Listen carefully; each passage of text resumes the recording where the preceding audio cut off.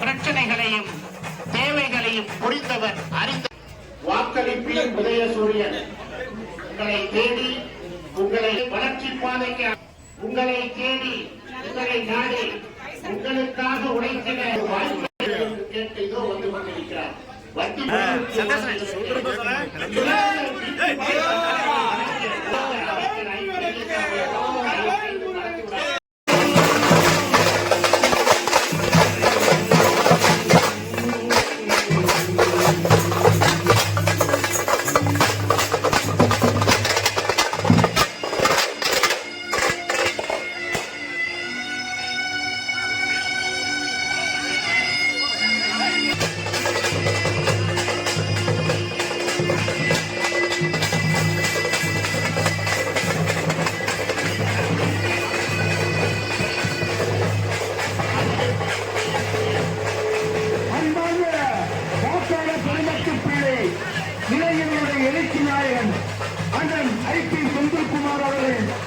உதயசூரியன் சின்னத்தில் வாக்கு சேகரித்து வழிவந்துள்ளார்கள். உங்களுடைய பொன்னான வாக்குகளை உதயசூரியன் சின்னத்தில் வாக்களித்து அங்கே அமோக வெற்றிகளை செய்யுமாறு உங்களை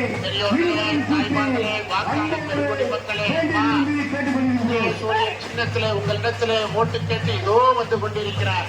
உங்களின் சகோதரனாக உங்களின் பிள்ளையாக உங்களுக்காக உழைக்கிட உங்களுக்காக பணியாற்றிட திண்டுக்கல் தொகுதி மக்களை வளர்ச்சி பாதைக்கு அழைத்து செல்வேன் கொண்டு செல்வேன் என்று சூளுரைத்து உங்களிடத்திலே உதயசூரியன் சின்னத்திலே ஒரு வாக்கினை தாருங்கள். உங்களுக்காக பணியாற்ற ஒரு வாக்கு கேட்டு இதோ வந்து கொண்டிருக்கிறார். நம்முடைய இரண்டாவது வார்டு வண்டிப்பாதை பகுதி வாழ் பெரியவர்களே, தாய்மார்களே, சகோதர சகோதரிகளே, வருகிற 23ஆம் தேதி நடைபெற இருக்கக்கூடிய சட்டமன்ற தேர்தலில்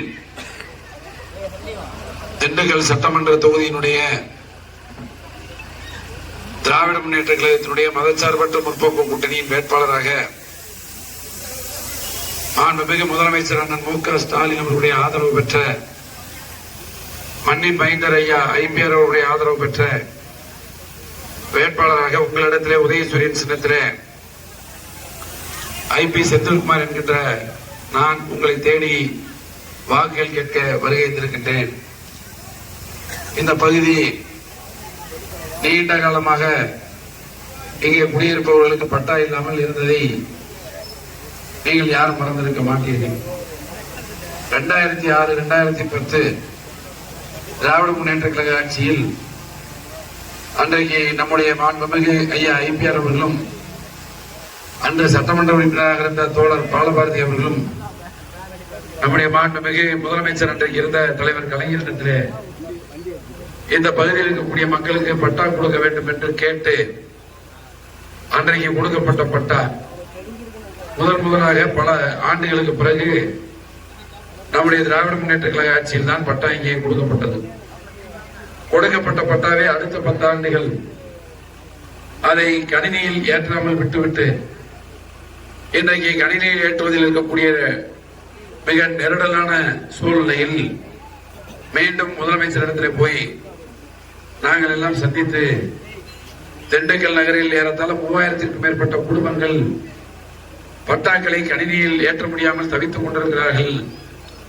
அவர்களுக்கு ஒரு வழிவகையை ஏற்படுத்தி தர வேண்டும் என்று கேட்டோம்.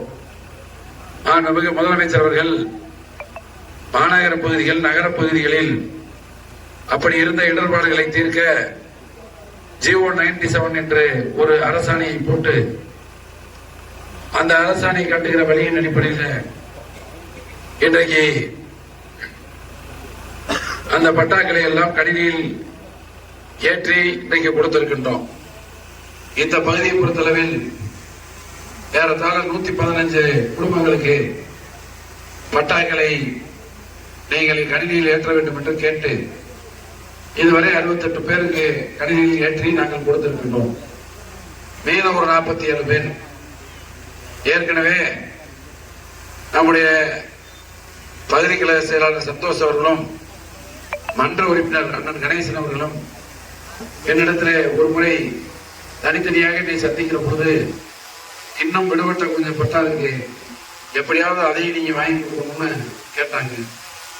உடனடியாக நம்முடைய மாநகராட்சி ஆணையரிடத்துல மேயர் சகோதரி இளமதியையும் துணை மேயர் சகோதரர் ராஜபாயையும் பேசி நம்முடைய வருவாய் மாவட்ட அலுவலகத்திலும் பேசி சரி இந்த ஜிஓவில் எப்படியாவது விடுபட்டவர்களையும் சேர்த்து கொடுக்க வேண்டும் என்று இப்பொழுது அதற்குரிய பூர்வாங்க நடவடிக்கைகளை நாம் எடுத்துக் கொண்டிருக்கிறோம்.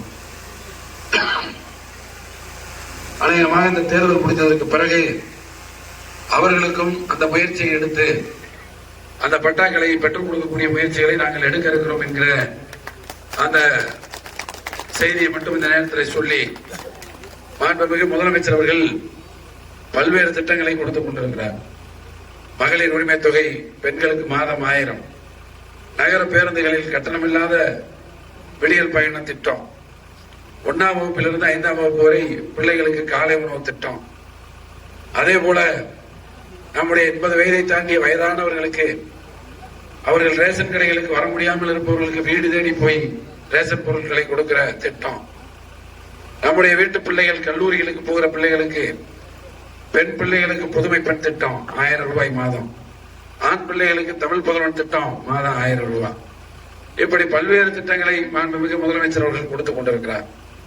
அரசு வேலை வாய்ப்பை பொறுத்தளவில் கடந்த 5 ஆண்டுகளில் 1.5 லட்சம் பேருக்கு அரசு வேலை வாய்ப்பை மாண்புமிகு முதலமைச்சர் அவர்கள் உருவாக்கி தந்திருக்கிறார். இப்பொழுது தேர்தல் வாக்குறுதி கொடுத்திருக்கிறார்.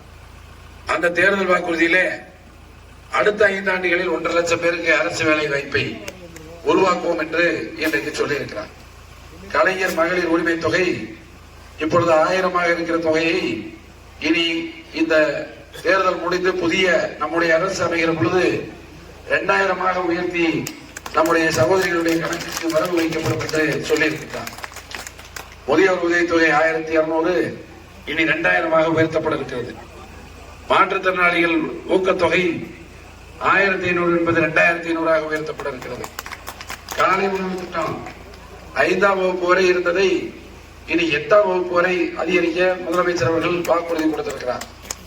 இது போக ஒரு குடும்பத்துக்கு ஒரு கூப்பன், அந்த கூப்பன் மதிப்பு 8000 ரூபாய். அந்த 8000 ரூபாய் மதிப்புள்ள கூப்பனை நீங்க எந்த கடைக்கு எடுத்துட்டு போய் உங்களுக்கு வேண்டிய பொருட்களை நீங்க வாங்கிக்கலாம். அந்த பொருளுக்கு 8000 ரூபாயை நம்முடைய அரசே ஏற்றுக்கொள்ளும். மாண்புமிகு முதலமைச்சரே அந்த 8000 ரூபாயை நீங்க வாங்குற பொருளுக்கு கொடுத்துருவாங்க. ஆக இப்படி பல்வேறு அறிவிப்புகளை கொடுத்திருக்கின்றார்.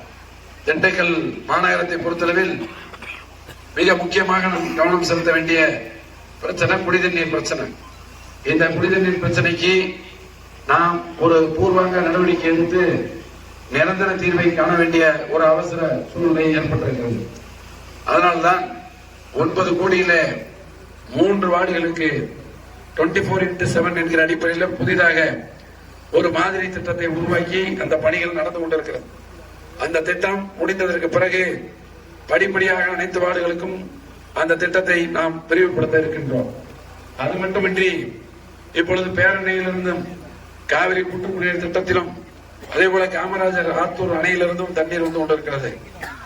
வைகை அணையிலிருந்து தனியாக ஒரு பைப்லைன் மூலமாக திண்டுக்கலுக்கு அனைத்து பகுதிகளுக்கும் குடி தண்ணீரை கொண்டு வருவதற்கு ஒரு திட்டம் ஏற்கனவே அதற்கு நிதி ஒதுக்கி ஆய்வு செய்து ஏறத்தாழ 655 கோடியில திட்ட மதிப்பீடு போடப்பட்டு இப்பொழுது நிர்வாக அனுமதிக்கு போயிருக்கிறது.